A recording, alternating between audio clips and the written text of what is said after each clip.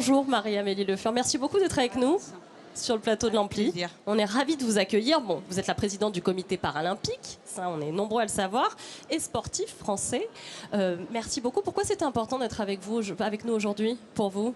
Eh ben déjà pour m'inscrire totalement dans la continuité de l'orateur précédent, pour parler des Jeux paralympiques, de ce déclic, de cette prise de conscience. Et je pense que ça reste un monde qui est méconnu. Et finalement, en France, je trouve qu'on relie encore bien trop souvent la situation de handicap à une sémantique négative. Et c'est aussi ce qu'on essaie de démontrer avec ces Jeux paralympiques. C'est dès l'instant qu'on adapte les règles, le fonctionnement, l'environnement, ce sont des personnes qui sont maîtresses d'énormément de capacités, de compétences et de facteurs d'adaptation qui peuvent servir la performance de notre société. Et vous êtes aussi une sportive de haut niveau. Les gens connaissent votre nom, peut-être un peu moins votre parcours. Je trouvais que c'était important de s'en reparler un petit peu si vous le voulez bien. D'où vous venez, vous, Marie-Amélie Le Fur? Alors mon parcours, il est assez simple. C'est celui d'une petite fille qui s'est passionnée très rapidement pour le sport, puisque moi je suis tombée dans la marmite du sport, et pas du sport de haut niveau à l'époque. À l'âge de 6 ans, sport passion, pour les performances, la réussite, puisque j'avais plutôt un bon niveau. Le sport social aussi, et c'est vraiment, le sport m'a inculqué énormément de valeurs sur le respect, sur le vivre ensemble, sur le dépassement de soi. Et à l'âge de 15 ans, je suis victime d'un accident de la circulation. Je suis amputée d'une jambe. Et à ce moment-là, le sport va prendre une place très importante dans ma vie, celui de permettre de m'affranchir du regard que porte la société sur les personnes en situation de handicap, et de découvrir par moi-même, par un système d'essai-erreur, et finalement de comprendre que quand bien même j'étais en situation de handicap, j'étais pas moins bien, j'étais pas moins compétente, je fonctionnais simplement différemment. Et vraiment, voilà, le sport m'a donné cette force de vivre.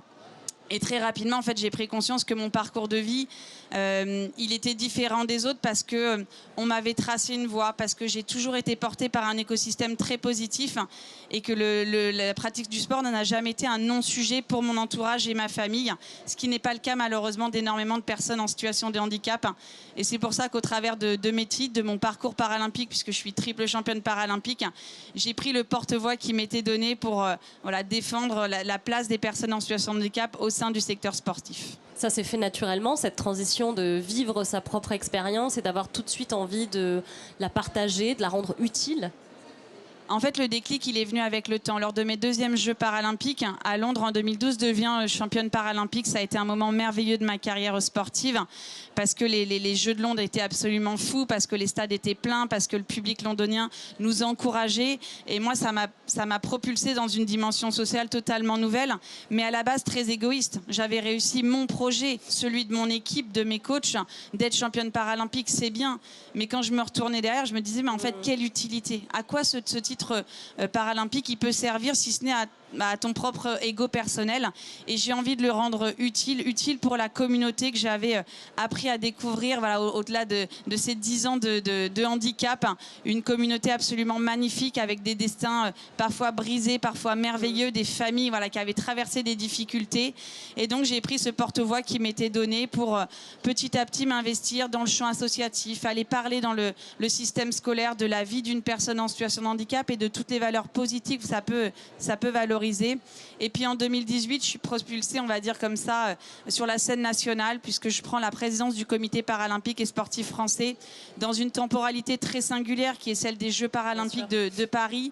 Les Jeux de Paris, pour nous, c'est un véritable catalyseur. On parle du handicap, on parle des difficultés d'accessibilité, et surtout on agit ensemble, collectivement. Voilà, donc pour moi, c'était très important d'endosser ce rôle. Et même si, et pour faire peut-être le lien avec la thématique du jour, au début, c'était pas une évidence pour moi. Quand on m'a proposé de me présenter, j'avais l'impression de ne pas être la bonne personne. J'avais l'impression d'être un peu une imposture, parce que j'avais pas les compétences, parce que j'avais pas les codes, parce que j'avais pas le CV de la précédente présidente. Et pour autant, grâce aux discussions avec les gens de l'équipe, avec des personnes de mon entourage, et ben finalement j'ai fini par me faire confiance. J'ai compris que oui, j'étais pas la même que la précédente présidente, mais j'avais mes forces et mes faiblesses, et que j'allais devoir composer avec ça, et que je progresserais aussi sur le tas, en apprenant et surtout en m'entourant des bonnes personnes. Voilà, donc ça c'est aussi l'important, c'est de se faire confiance quand on a une envie, quand on a un rêve, quand on veut donner un sens à sa vie, c'est de franchir le cap, quand bien même on va se retrouver retrouver au début dans une phase d'inconnu. Vous qui avez des perspectives depuis longtemps sur ce qu'est l'état des lieux de la situation du handicap en France et de ce qu'on en fait dans le sport, évidemment plus en ce qui vous concerne, la situation elle a évolué? C'est de mieux en mieux. Quel est l'état des lieux en fait? La situation évolue, la prise de conscience du grand public est meilleure, les Jeux paralympiques sont mieux identifiés. Pour autant, la pratique sportive, elle peine encore à vraiment Ce que j'allais vous dire, est-ce qu'entre des événements comme ça fondamentaux, mais quand même voilà, épisodiques, est-ce qu'il y a des choses qui sont faites? Comment ça se passe au quotidien? Au quotidien, ça reste compliqué parce qu'en fait, le continuum d'accès à la pratique sportive d'une personne en situation de handicap, il se heurte encore à énormément de freins, et à commencer par celui de la censure ou de l'autocensure de l'écosystème de proximité. Donc, il faut agir sur ces idées reçues de la situation de handicap, de la pratique du sport. Et il faut aussi que notre modèle sportif il s'ouvre. Et pour ça, on a besoin de l'appui du système, enfin de la communauté du sport. On a besoin de l'appui des collectivités. On a besoin aussi de l'appui du secteur privé pour aller financer ce nouveau modèle sportif. Donc c'est tout un réseau comme ça d'acteurs qu'il faut mettre en dynamique. Et moi, mon rêve, c'est que demain, nos clubs sportifs dans les territoires, ce soient des lieux de rencontre. Des lieux de rencontre où les personnes qui sont porteuses d'un handicap et celles qui ne le sont pas vont pratiquer ensemble pour durablement opérer ce changement de regard et travailler cette question du vivre ensemble. C'est quoi la prochaine étape? Qu'est-ce qu'il faut faire la plus urgente? Réussir les Jeux. Ouais.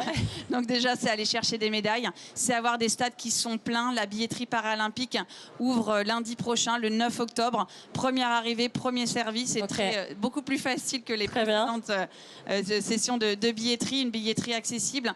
Voilà, on veut que les stades soient pleins aussi parce que les Jeux paralympiques, c'est un acte éducatif où vous allez découvrir la communauté du sport, mais du sport paralympique. Avec le même engagement, les mêmes valeurs, mais le supplément d'âme du handicap. Et si vous y venez en famille, je peux vous dire que vous allez durablement changer votre perception du handicap.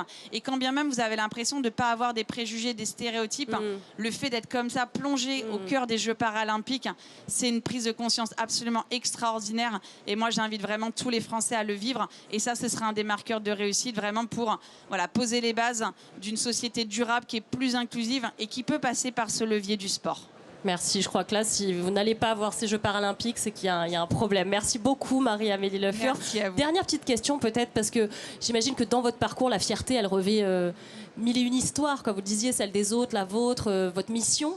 Si vous deviez en porter une, là, aujourd'hui. Alors, si je devais en porter une, ce serait une fierté très personnelle. Ouais. C'est de voir ma plus grande fille qui a 4 ans grandir avec une indifférence totale de la situation de handicap.